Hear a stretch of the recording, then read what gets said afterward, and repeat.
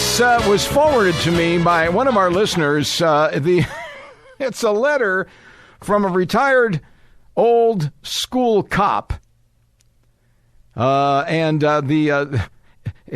to anyone who will listen from a retired old school cop. The subject line is 86-12.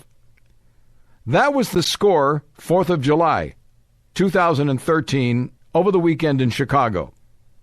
86 shot, actually 86 puncture wounds, 12 people dead. Chicago has stopped counting graze wounds and only counts actual bullet holes now. You don't count if you get your, nose or ear shot off. Chicago is also a city, 3/4 of which is unsafe now to walk in. The thug and gang-infested southwest and east sides are expanding like a cancer, well, just as the welfare state expands, while the few remaining safe neighborhoods are shrinking annually due largely in part to scattered site housing.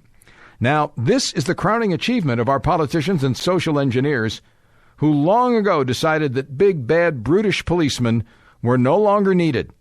And so it came to pass that in the 1970s, they started allowing females into the department. Well, that did away with height and strength requirements. They then decided that the correct rainbow of colors was also needed.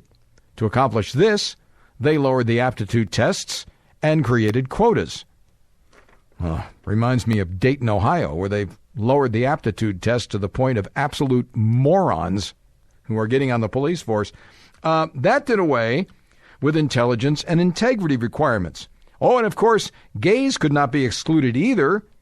The ideal candidate for promotion became a black transvestite with a Spanish surname. Oh, and our weapons were next on the agenda. Blackjacks, sap gloves, and the like were banned. Our shotguns were moved from the front seat to the trunk, and then from the trunk to the radio room, and from there, they just sort of disappeared. New ammunition was issued, which was so inadequate it would ricochet off of the windshields. I didn't even know that one. Off car windshields. And God help you if you hit someone with your flashlight. And finally, the politicians got rid of the real policemen. The old dinosaurs were lured into early retirement and replaced with internal affairs weenies and people with a distinct sprinkling of color. The brutish old Clancy stereotype was laid to rest and replaced by officers Ken and Barbie. The end result is a department that is befuddled, kowtowed, hamstrung, weak, and totally not feared by the thugs and the gangbangers, but, oh, so politically correct.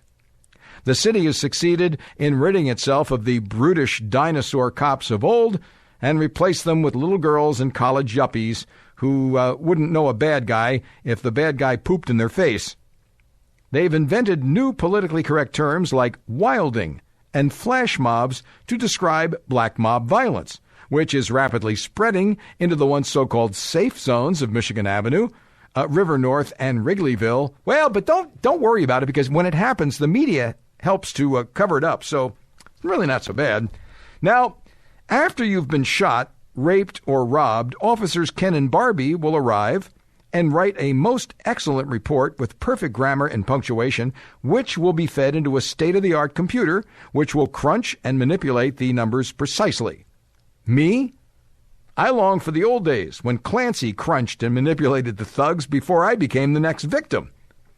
All of this in the most corrupt city, the most corrupt county, the most corrupt state in the country, whose political leaders zealously and vehemently fight to impose the most restrictive gun control legislation in the nation. And if you believe that officers Ken and Barbie are going to protect you and yours, you better get your head out of your butt and smell the coffee. Old Clancy is retired. It's now up to you to protect yourself. Oh, rejoice, liberals. You've gotten exactly what you wanted. Hope you enjoy it.